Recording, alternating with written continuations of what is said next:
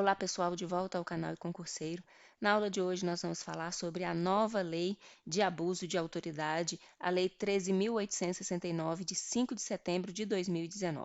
Ela dispõe sobre os crimes de abuso de autoridade, altera a Lei 7.960, de 21 de dezembro de 1989, a Lei 9.296, de 24 de julho de 1996, a Lei 8.069, de 13 de julho de 1990, e a Lei nº 8.906, de 4 de julho de 1994, e revoga a Lei nº 4.898, de 9 de dezembro de 1965, e dispositivos do Código Penal.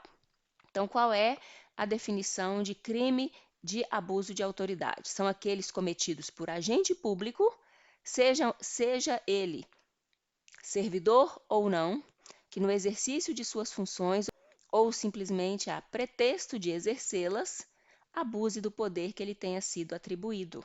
As condutas constituem crime de abuso de autoridade quando praticadas pelo agente com a finalidade específica de prejudicar outrem, beneficiar a si ou a terceiro, ou ainda por mero capricho ou satisfação pessoal. Então, para haver crime de abuso de autoridade, tem que ter um desses três: ou a finalidade de prejudicar outrem, ou finalidade de beneficiar a si mesmo ou a terceiro, ou por mero capricho ou satisfação pessoal. É importante a gente lembrar que a lei deixa muito claro que, em casos de divergência na interpretação da lei ou na avaliação de fatos e provas, não há crime de abuso de autoridade. Não ocorre crime de abuso de autoridade quando houver mera divergência de interpretação de lei ou da avaliação de fatos e provas. Os sujeitos do crime de abuso de autoridade. Sujeito ativo é qualquer agente público, seja ele servidor ou não, da administração direta, indireta ou fundacional, de qualquer dos poderes da União, dos Estados, do Distrito Federal, dos municípios e de território. A lei traz aqui alguns exemplos, né? Então, ela traz um rol meramente exemplificativo de quais são esses sujeitos. Mas é importante a gente lembrar que ela abrange todo e qualquer agente, servidor ou não, de todos os poderes, tá certo? Servidores públicos e militares ou pessoas a eles equiparadas, membros do Poder Legislativo, membros do Poder Executivo, membros do Poder Judiciário, membros do Ministério Público, membros dos tribunais ou conselhos de contas.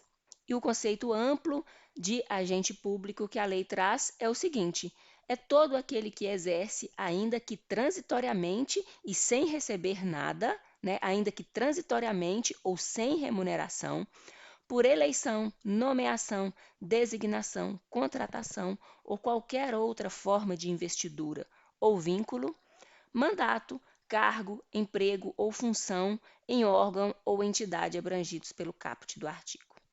Os crimes previstos nessa lei são de ação penal pública incondicionada. Então, para qualquer crime previsto nessa lei, né, qualquer crime de abuso de autoridade previsto nessa lei, o tipo de ação será sempre ação penal pública incondicionada, aquela iniciada independentemente de inquérito policial ou justificação do Ministério Público. A ação privada é admitida quando a ação penal pública não for intentada no prazo legal, cabendo ao Ministério Público aditar a queixa, repudiá-la e oferecer denúncia substitutiva, intervir em todos os termos do processo, fornecer elementos de prova, interpor recurso e, a todo tempo, no caso de negligência do querelante, retomar a ação como parte principal. A ação privada subsidiária será exercida no prazo de 6 meses, contado da data em que se esgotar o prazo para o oferecimento da denúncia. Efeitos da condenação. Quais são eles? Tornar certa a obrigação de indenizar o dano causado pelo crime, devendo o juiz, a requerimento do ofendido, fixar na sentença o valor mínimo para a reparação dos danos causados pela infração, considerando os prejuízos por ele sofridos.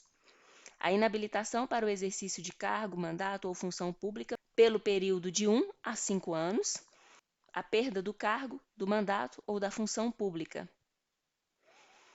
Os casos de inabilitação para o exercício de cargo, mandato ou função pública pelo período de 1 a 5 anos e a perda do cargo, mandato ou da função pública são condicionados à ocorrência de reincidência em crime de abuso de autoridade e grife aí, não são automáticos, devendo ser declarados motivadamente na sentença.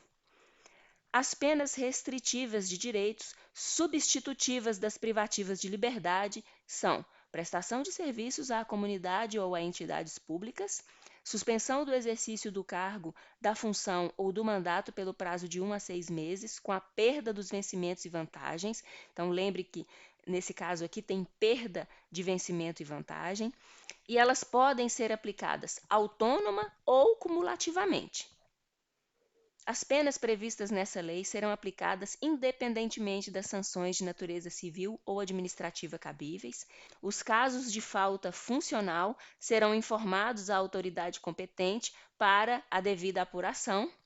As responsabilidades civil e administrativa são independentes da criminal, não se podendo mais questionar sobre a existência ou a autoria do fato quando essas questões tenham sido decididos no âmbito do juízo criminal. Faz coisa julgada em âmbito civil, assim como no administrativo disciplinar, a sentença penal que reconhecer ter sido o ato praticado em estado de necessidade, legítima defesa, em estrito cumprimento do dever legal ou no exercício regular de direito. Nós ficamos por aqui e até a próxima aula.